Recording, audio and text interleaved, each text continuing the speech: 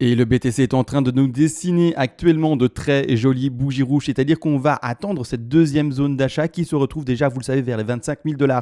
On va regarder surtout dans cette vidéo comment finalement construire ce plan de trading futur, c'est-à-dire qu'on va rentrer dans ce plan, mais où mettre son stop loss, où mettre les take profits partiels et comment tenir ce trade pour les jours et voire même les semaines qui vont suivre ce point d'entrée. On va regarder ça ensemble durant cette vidéo-ci. Je rappelle également, je l'avais expliqué durant la vidéo de ce matin d'ailleurs, le 21 janvier, vous le voyez ici, et bien clairement, si on cassait ce niveau des 38 000 $, parce qu'à ce moment de prix, on était aux alentours des 32 000 encore, si on cassait le niveau ici des 30 000 $, c'est-à-dire plus précisément le niveau des 38,2, c'est bien entendu un signal d'invalidation, de rebond durant la zone de consolidation précédente, et c'est-à-dire une direction simple, entre guillemets, vers les 50% de Fibonacci. Ces 50% correspondent aux alentours des 25 000, 26 000 $, et je vais expliquer, comme dit durant cette vidéo aussi, comment tenir le trade haussier, rachat de position, à en tout cas ce niveau-là. On va regarder ça durant la vidéo bien entendu, mais juste après, pour ne pas changer la petite intro.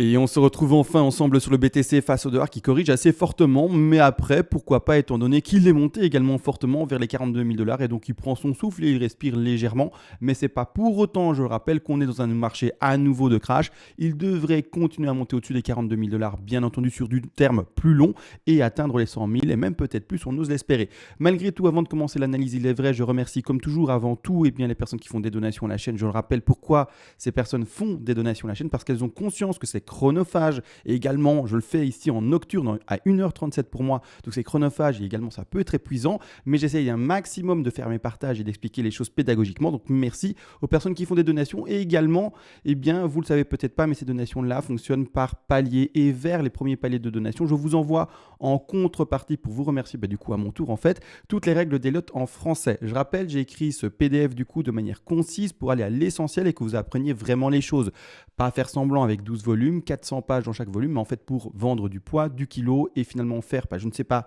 du sport, haltérophilie ou également du feu pour les mois en tout cas hivernaux qu'on est en train de connaître maintenant qui sont plutôt froids. Donc maintenant, tout a été dit par rapport aux donations, merci à vous, etc. Et on part enfin dans le vif du sujet. C'est-à-dire que dans ce plan-ci, la prochaine zone d'achat, on l'a compris, d'accord, c'est tout simplement ce retour ici sur les 50% de Fibonacci. C'est-à-dire que je vais installer le Fibo avec vous, hein. Là je suis en 4 heures, ça ne va pas le faire. Passer en weekly, à mon avis, ça sera plus simple pour moi. Donc ici, c'est beaucoup mieux. C'est-à-dire qu'ici, clairement, moi, voilà, je vais installer mon Fibonacci par rapport au sommet de la 3, d'accord, je retire vite les dessins, comme ça vous voyez le cours. Hop, ici, un sommet de 3 et une correction. On s'attend du coup à la correction vers, vu qu'on a pété les 38,2, les 50% de Fibonacci. Le dernier objectif théorique pour une 4 les plus conventionnelles, c'est-à-dire ici retrouver, comme dit, ces alentours de prix plus précis, hein, donc c'est vraiment les 50% de Fibonacci qu'on voit ici en vert, plus précisément les alentours des 25 928 $. Donc ici, on va regarder bien entendu l'entrée, mais surtout également le stop loss, où le placer. Parce que là actuellement, il faut comprendre une chose, c'est que quand on va passer sur les futurs, et ça, je vais le montrer, il y a un gap qui est en dessous. Donc ici, je vais passer sur les futurs ici. Il y a un gap qui est en dessous. Le gap s'installe ici, il est fortement visible en weekly, qui s'installe d'ailleurs vers les 24 000. Mais attention, il est plus complexe que ça, c'est-à-dire qu'on va un peu zoomer pour le voir plus précisément. Et ce gap s'installe surtout, d'accord, ici aux alentours des plus précisément 23 820 $, et un peu plus haut également ici les 26 050 $. Pour ma part, la zone d'achat a été dite vers les 25 000 $. Donc je vais mettre un petit repère, pas un brush, je vais mettre vraiment un petit rectangle pour ici les futurs. Attention également, les futurs ont une variation de prix comme tous les échanges, c'est-à-dire que le prix sur les futurs n'est pas forcément le même sur Binance, sur Coinbase, sur Bybit, sur Bitfinex, sur Bitrex, enfin peu importe, vous aurez compris, sur tous les autres échanges. Il faut faire attention à cela bien entendu et travailler avec le réel prix de vos échanges et pas ceux que je donne sur tel ou tel graphique. Mais c'est-à-dire qu'ici clairement, en fait, la zone d'achat serait aux alentours, comme dit, des 25 900. Donc ici, je vais mettre un petit rectangle. Ça correspondrait du coup au sommet, donc c'est-à-dire au top de ce gap-là. D'accord. Le gap, je rappelle, c'est un creux sur le cours, c'est-à-dire un jump. Tout simplement, c'est vraiment un vide sur le creux. Et donc, ça veut dire que si on devait trouver vraiment un rebond à ce niveau des 25 900, ça veut dire qu'en fait, il servirait ce gap-là de support pour pouvoir remettre un élan après. Malgré tout, quand on voit un gap, on doit tout de même se dire il va se faire combler. D'accord? C'est comme ça et c'est pas autrement. La plupart du temps, un gap, normalement, c'est comblé. C'est-à-dire que quand on s'approche d'un gap, on ne doit pas se dire il va servir de support par rapport à son top. On doit se dire il va se faire combler. Donc on doit tout de même s'attendre à une correction qui peut potentiellement dépasser, comme expliqué, les 25 000, notre point d'entrée, et aller chercher le bas de ce gap qui se situe aux 24 000. Trouver ce bas de gap, trouver du coup un niveau de support vers le bas du gap, étant donné qu'il est, vous l'aurez compris, comblé, et enfin repartir avec un marché qui est pour un rebond et donc une hausse continue. Maintenant, c'est-à-dire que le stop loss, parce que quand on rentre en trade, on entre bien entendu sur un Fibo précis, donc c'est-à-dire les 50% de Fibonacci, c'est-à-dire ici plus précisément les 25 900, d'accord, sur le prix de Coinbase pour donner l'exemple. Mais c'est-à-dire qu'ici, sur les futurs, vu que mon gap s'installe plus bas, mais qu'est-ce que je vais faire? Je ne vais pas mettre mon stop loss très serré de cette manière-là. Il y a un gap ici à jouer, d'accord? Il y a un gap qui est là. Et tout le monde voit ce gap-là. Enfin, je pense ne pas être le seul. Hein. Tout le monde le voit. C'est-à-dire qu'ici, qu'est-ce qu'on va faire? On va placer son stop loss légèrement en dessous du niveau de support. C'est-à-dire qu'on va placer son stop loss aux alentours des 23 235 $.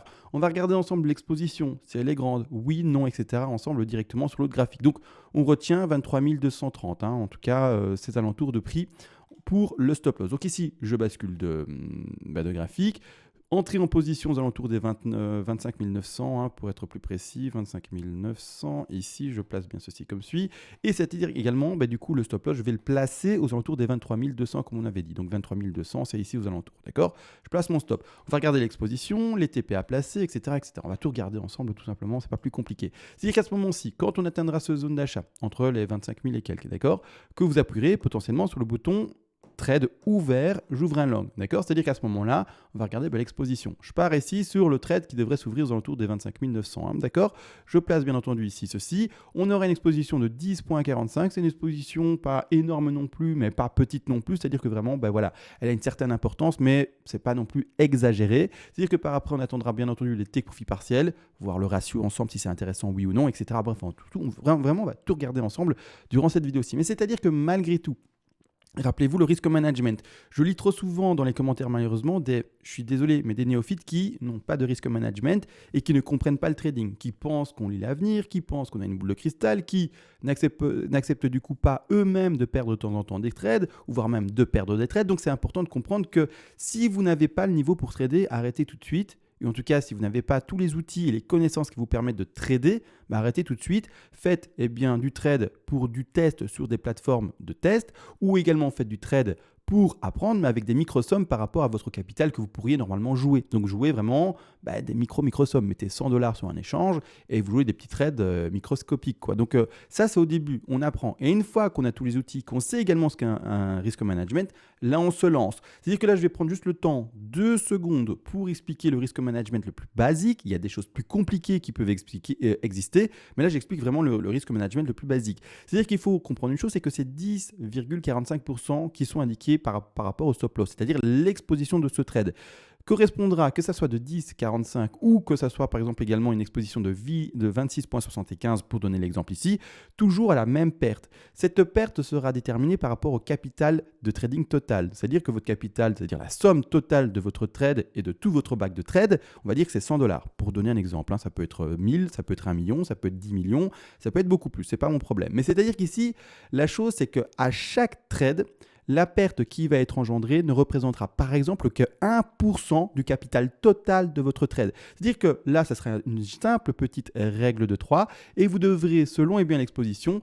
déterminer quel capital vous pouvez jouer sur ce trade-là vis-à-vis de l'exposition, règle de 3, pour tout simplement ne perdre et uniquement que ce 1%, ce fameux pourcent par rapport à votre capital de trading. C'est un peu comme des cartouches d'un fusil, grossièrement, et on se dit, voilà, j'ai 100 cartouches, je veux chaque fois perdre qu'1%. Et en plus de ça, c'est un peu plus complexe, vous avez beaucoup plus que 100 cartouches, parce qu'à chaque fois, on perd 1% de ce qui nous reste. C'est-à-dire qu'en fait, vous avez plein de cartouches, et c'est ça le risque management le plus simple. Mais c'est-à-dire que, attention, si vous perdez un trade, il ne faut pas pleurer, il ne faut pas se dire, j'ai perdu plein. Non, c'est normalement calculé et ça ne va pas vous faire pleurer étant donné que vous avez encore pas mal de cartouches. Mais ça, voilà, risque management le plus simple, je le rappelle parce que quand, par exemple, je me montre des trades en vidéo qui sont perdants, et ça arrive, et heureusement, sinon je serais une machine et ça, c'est pas possible, et surtout, j'ai pas cette fameuse boule de cristal, je lis de temps en temps des commentaires de personnes qui ben en fait, ne s'y connaissent malheureusement pas encore assez que pour vraiment trader. D'accord? Ben voilà, maintenant c'est dit, j'ai tout expliqué de manière assez très claire, je pense, aujourd'hui, donc tant mieux. C'est-à-dire que tout de même, on va dans cette exposition-ci des 10%, bien entendu, et on va regarder tout simplement le ratio à attendre. Je rappelle, et ça j'en ai déjà parlé dans une des vidéos précédentes, en 4 heures, ça ne va pas le faire, je vais repasser en weekly. On a fait une extension énorme de 3, d'accord? On va chercher une 4 qui, pour le moment, semblerait énorme, si on va bel et bien chercher les 25 000 et quelques dollars. C'est-à-dire que malheureusement, on va mettre des TP qui seront, bien entendu, en tronqué par rapport à la 5. C'est-à-dire qu'en fait, les TP, normalement, vont terminer en dessous de l'objectif de 3. On va regarder ça ensemble, mais parce que je ne l'ai pas fait là directement, donc je vais regarder ça avec vous, mais il me semble que clairement, voilà, oui, clairement, hein, c'est sûr, là maintenant, c'est d'office. Si on fait bel et bien une entrée ici à 25 000, que le trade est bon, etc., on fait tous les TP à placer, et ils seront à placer, hein, il ne faudra pas les négliger et ne pas les placer. C'est-à-dire que les TP là maintenant, entrée sur ce petit rectangle vert aux alentours des 25 900 $, donc stop placé assez bas, à 23 000 bien entendu, étant donné qu'on fait attention à ce gap-là. Vous pouvez également vous dire, ben, moi je ne vais pas attendre 50%, je vais même attendre plus bas, et donc je vais faire attention à ce gap, et je vais essayer de rentrer sur les 24 000. Vous pouvez, d'accord, c'est pas un problème. Mais moi, je monte le Fibonacci parce que voilà, c'est comme ça qu'on doit faire normalement. Maintenant, ce gap peut être interprété dans votre plan de trading. Vous pouvez vous dire, ben voilà, je vais attendre en fait le bas du gap et donc je vais attendre peut-être les 23 000 $. D'accord? Donc, encore une fois, je rappelle, vous êtes majeur, vous ouvrirez vos trades, etc. Moi, je monte un trade, entre guillemets, bon père de famille. Maintenant, si vous voulez être plus agressif, et donc c'est-à-dire, pas forcément plus agressif, j'aime pas ce mot, hein, je l'ai déjà dit, mais si vous voulez attendre une correction plus forte pour avoir une exposition, hein, c'est-à-dire ici plus petite, parce que si vous attendez pour rentrer par exemple les 23 000 et quelques, 24 000 pour donner un exemple, ici 23 000, je me suis arrêté à combien? Je me suis arrêté à 24 200, d'accord? C'est-à-dire que l'exposition, si on la met ensemble, ben, elle sera beaucoup plus petite et ne sera plus que de 3%. Mais il faut atteindre ce prix-là. Maintenant, peut-être qu'on n'y arrivera pas. Donc c'est une question de, si j'attends plus, peut-être que je ne l'aurai pas. Si j'attends pas, autant, eh bien presque normalement je l'aurai d'office, d'accord, attention, hein, guillemets d'office, etc. Hein. C'est-à-dire que voilà, vous aurez compris la configuration. Si on atteint ces prix-là, il y en a un qui sera entre guillemets sûr de l'avoir, et il y en a un qui se dira j'attends que ça corrige encore, et si ça corrige pas autant, je serai peut-être pas dans le train. Donc voilà, c'est juste une question de contexte selon votre profil de trading et de trader surtout et de ce que vous voulez. Mais non n'empêche, je vais remettre ça après, l'outil en vert. L'outil de ratio. C'est-à-dire que là maintenant, les TP, je vais le placer ensemble, hein, et il faut les prendre, hein, même si ça indique des TP faibles par rapport, bien entendu, à la 5 qui ne devrait pas terminer en tronqué et partir à la hausse, etc. Il faudra les prendre. C'est comme ça et c'est pas autrement. C'est-à-dire qu'ici, le premier TP qui sera à prendre sera ici, hein, donc TP, c'est-à-dire que je mets des zones rouges. D'ailleurs, je vais ici me mettre en daily, ce sera plus simple et plus propre pour voir les TP, il me semble. Voilà. C'est-à-dire qu'ici, première zone, c'est-à-dire que si vous passez à l'achat ici, que le trade prend bien et qu'on ne va pas toucher le stop loss des 23 000, et bien tout simplement à ce moment-là, on prendra un TP aux alentours des 100% de Fibonacci, c'est-à-dire ici la ligne grise et plus précisément en termes de prix les 29 545 $. Par après également, on va regarder le TP des 161,8% de Fibonacci, c'est-à-dire un peu plus précisément ici, petit bug, vous avez vu, hop, ça bug à fond, donc je vais faire comme suit, est-ce que je vais y arriver? 161,8, celui-ci bug encore, c'est horrible hein, quand la plateforme fait ça. Hop, ici, donc c'est-à-dire un ATP, maintenant, numéro 2 majeur aux alentours des 31 790 $. Et il faudra également installer un TP, encore bug. Ok, bon, j'arrête les copier-coller. J'y vais à la main. C'est-à-dire qu'ici également, on placera un troisième TP aux alentours. On le voit ici également des 35 497 $. Je rappelle, on ne doit pas privilégier des 50 tronqués. Donc, on va s'attendre d'office, normalement, dans les statistiques, à une 5 qui va terminer au-dessus de sa 3. D'accord ?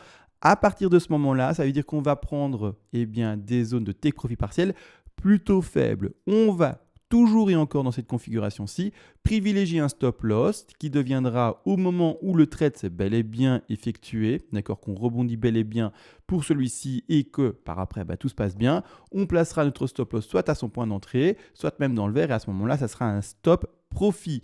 Ce stop profit restera assez important. Donc, par exemple, vous aurez revendu avec ces 3 TP-ci aux alentours, pour donner vraiment un exemple, des 40%, d'accord, 50% peut-être.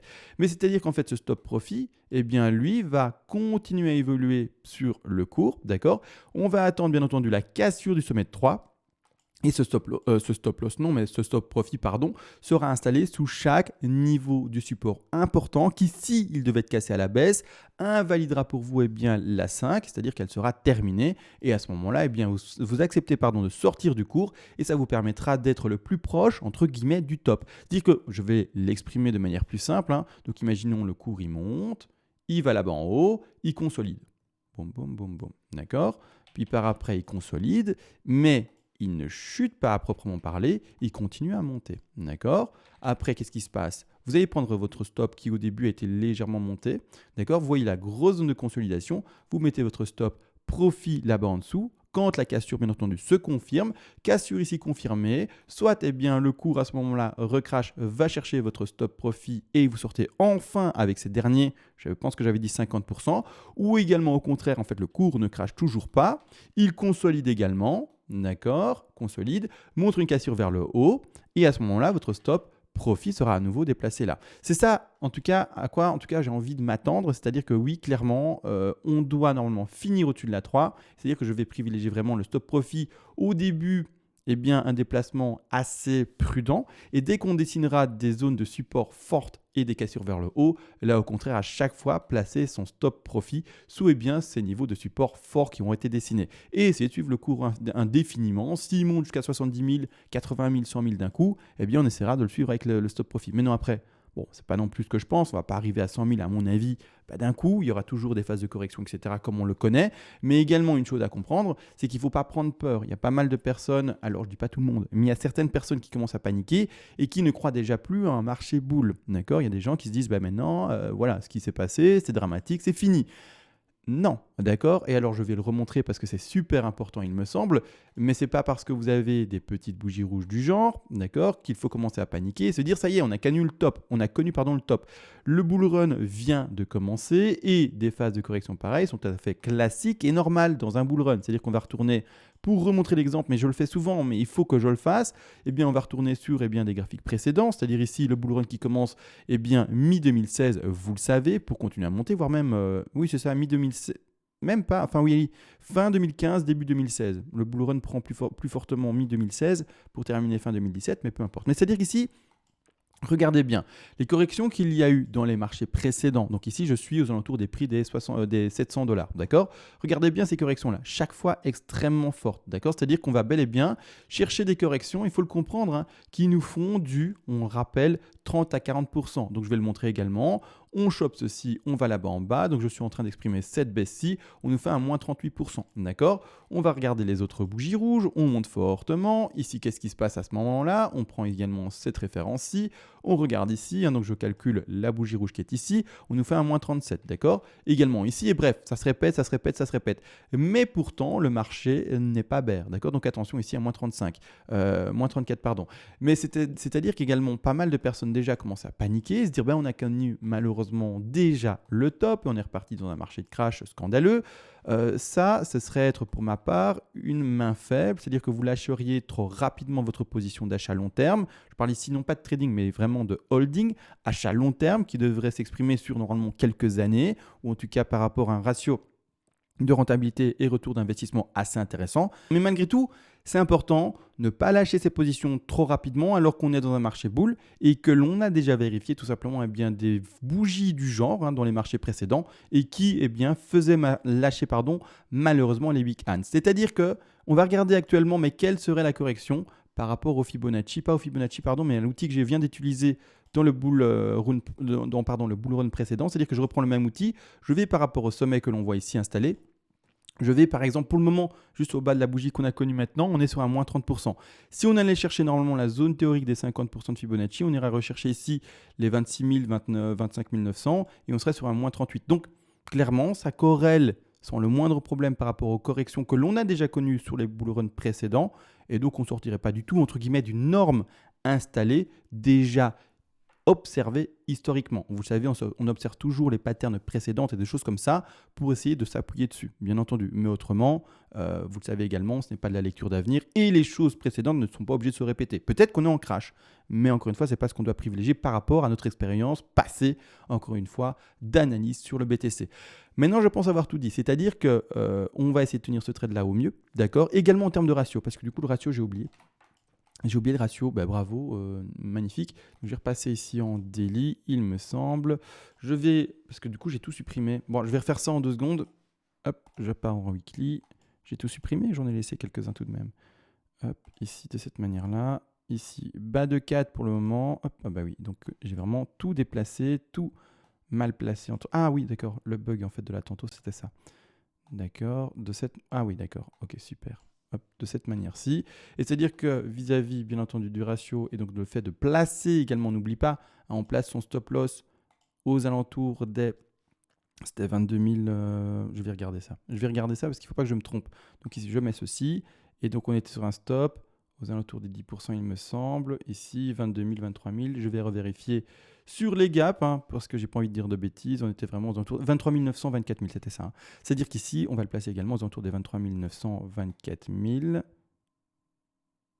Alors, je ne sais plus si c'était exactement ça. Je vais vite revérifier en fait. Hop, ici. Je vais repasser tout de même en daily pour bien le voir. On est vraiment ici. Ah, c'est ça, 23 400. Bah oui, excusez-moi, un petit balbutiement ici et petite hésitation, mais je préfère être précis plutôt que dire n'importe quoi et placer les choses n'importe comment. C'est-à-dire qu'ici, on va se retrouver à 23 000. Allez, on va mettre 23 500, ici 400, c'est bon. Point d'entrée potentiel aux alentours des 25 900. Par après, le ratio, si on devait vraiment s'en tenir, comme on l'a vu ici, à l'objectif principal, ce serait ici tout simplement un ratio de seulement, entre guillemets, presque 4, 3,93. Je rappelle également comment on fait un lissage de ces points de vente. Eh bien, on doit au moins le diviser par 2 pour vraiment essayer d'approcher un maximum de la réalité de ce ratio-là. Ce ratio des 3,93 correspond, si vous achetez là et que vous rendez à 100% à cet objectif-ci, malgré tout ici, on le lisse. Et en plus de cela, vous le savez, on attend normalement une extension pour dépasser et déplacer tout simplement son stop profit. Donc ici, on serait normalement un ratio assez propre de minimum 4, mais du coup, c'est jouable étant donné qu'on attend, n'empêche, normalement une extension là-dessus. Et c'est-à-dire des objectifs plus hauts. Donc on serait sur un objectif peut-être de 7, peut-être voire beaucoup plus, mais on va en rester en tout cas aux 4 théoriques données par rapport au réel objectif, même si ça ferait une 5 tronquée et qu'on ne doit pas le privilégier. Donc ici, un trade qui peut être tenté et qui n'est pas du coup un souci pour le trading vis-à-vis du ratio. Maintenant, j'ai vraiment tout dit. Je pense que je n'ai rien oublié, en tout cas j'espère bien entendu ne rien avoir oublié. Je vous dis à tous bonne nuit surtout de trade si vous êtes déjà en trade ou si vous faites je ne sais pas quel mouvement, un short ou long, peu importe, vous êtes libre de faire ce que vous voulez. Mais on se retrouve en tout cas, j'ose espérer demain avec des choses qui du coup auront également évolué sur le petit BTC. Bonne nuit à tous et comme dit à demain. Ciao.